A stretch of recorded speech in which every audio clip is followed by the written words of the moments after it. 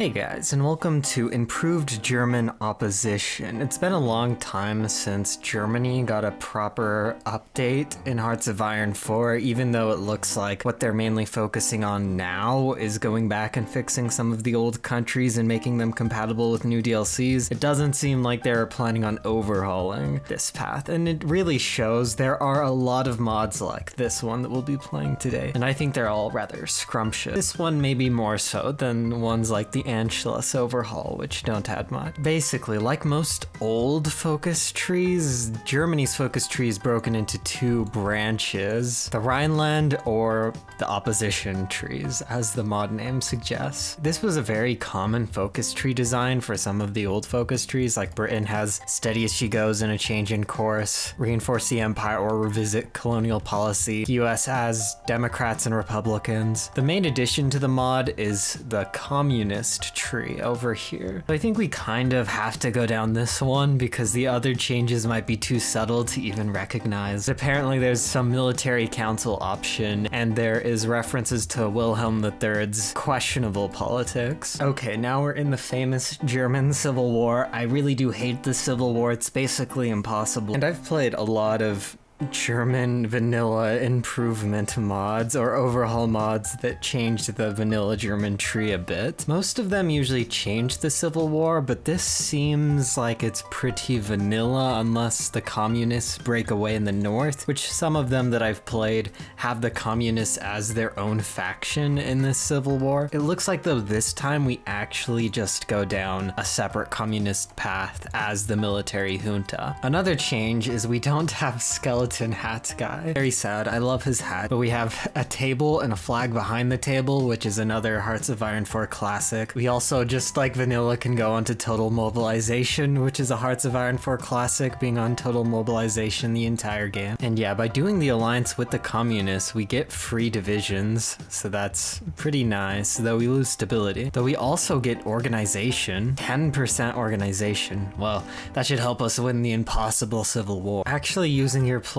is a good idea. Fun fact about this too, it actually counts as a defensive war for us, despite us seeming to be the rebels. There is some logic behind it being defensive, but it is kind of fun. Like, they are the ones that get the offensive war penalty, we get the defensive buff. Like, I think this Nationals Divisions in the Military event is unique to the mod, I believe. Pretty bad national spirit. Hopefully it goes away soon. Yeah, it looks like no matter which path we go down, there's a focus somewhere within it that removes the national spirit, but we'll have it for a while, it seems. Luckily though, we can recruit this guy to reverse the effects of the national spirit. And I should note too, being on total mobilization has one drawback, and that's that we'll not be able to recruit anybody until we go on to extensive conscription. Yeah, our manpower will be at 0 for a while here. The nice thing though, as opposed to the democratic and neutrality paths, is now we can get the overpowered total mobilization and then go communist, and being communist in Hearts of Iron 4 will allow us to go on to higher conscription laws, unlike being neutrality or democratic. I suspected there might have been another civil war here, but it looks like that's not the case. We'll now do this focus to unlock some political advisors to spend our political power on. Okay, and it looks like Russia's going down one of the Soviet opposition paths. And speaking of that, our tree, I noticed, is based on the Soviets tree. We have Trotsky, Stalin in the right opposition, just like they have Trotsky, Stalin in the right opposition. I just don't know what path they're going down for sure. And this guy here is an amazing political advisor, plus 10% factory output and 10% efficiency cap. And then we can get this guy too to get another 10% factory output later when we're done building civilian factories. Very good stuff. We'll also go into extensive conscription too, so we can actually have some manpower. I noticed here that they have the 4th International National Spirit, so that maybe means they're going down the Trotsky path, but I'm still not sure. So now what we're going to do is the Lenin League, and then once we side with Trotsky, it will allow us to directly get involved in the Soviet Civil War, if it is him indeed who's rebelling. There's kind of a Poland in the way of us and them, but I assume we can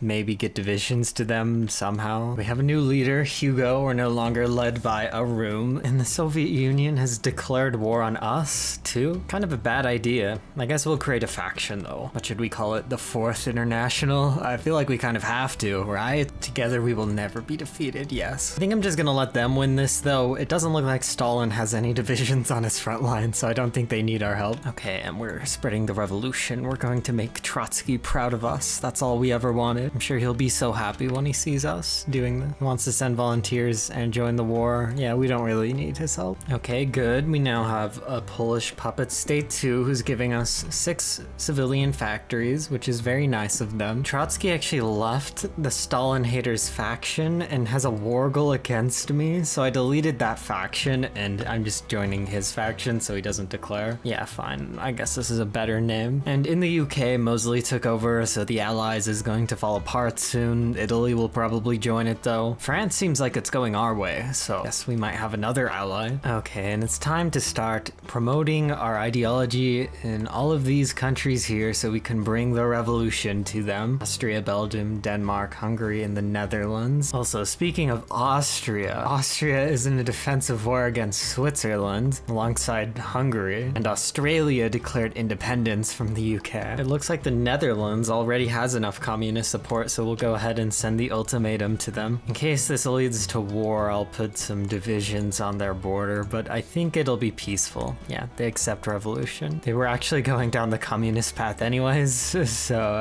it doesn't change much. Or unless that changed it so they were going down it and they weren't before, but considering how much communist support they already had, I assume they were already going down that path. Romania joined our faction. I don't know why they're not. Also, Turkey is going to lose a war to Greece and the British Empire. I really do wonder what the borders will look like. And we've had everyone. We've had the whole house spreading communist ideology to Austria, who is now in the Pact of Rome with Hungary and Italy. Luckily, though, we should be able to beat them without a war, even though we could easily win a war against them. Don't know if they actually can deny. Oh, they can. And now we're probably going to get dragged into a war with Italy. I kind of spoke too soon there, but this should be very, very easy. The big challenges are going to be the British Empire and the United States, most likely. So if we can get France on our side, our navy and France's navy should combine to be able to get across the channel. It's funny now. I think Switzerland should join our faction. If we call the Soviets in,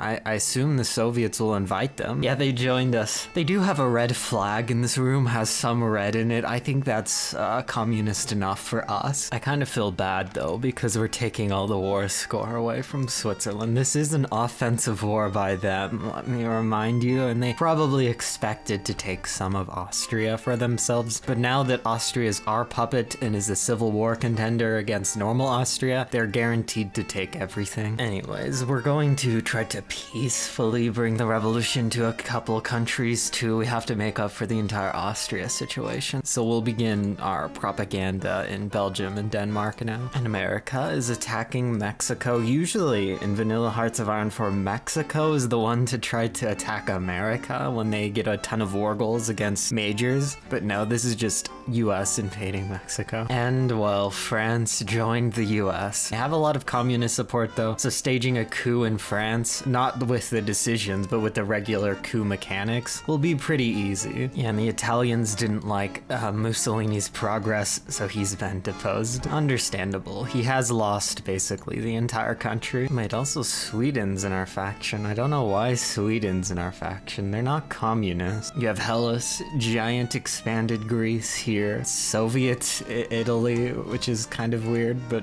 I guess not too crazy. Massive German communist Austria. Germany owns all of Italy's islands. Czechoslovakia is probably not feeling so well right now. And funny, we got decisions to do the same thing we're doing in Europe elsewhere too, so we have them for Latin America and the Middle East, but it's going to be kind of difficult doing them there. I guess the Soviets have borders with the countries in the Middle East, so it's not as crazy, but Latin America is kind of a stretch for this faction. I don't know if Italy just never won against Ethiopia, or someone just decided to liberate them, but they're also in our faction now. And we've basically filled up our country with factories, and we're resorting to building a lot of factories and puppets too to decrease their autonomy. So I think at this point we should go off of total mobilization. We kind of need the manpower, and the only alternative is going on service by requirement, and I don't want to go on service by requirement because that gives us bad factory modifiers. France declared an offensive war against the British Empire, so now Mexico is in the Allies. Greece, after beating Turkey with the help of the British Empire, left the Allies, so it is just the British Empire and Mexico versus the US and France. A pretty straightforward fight. We want to fight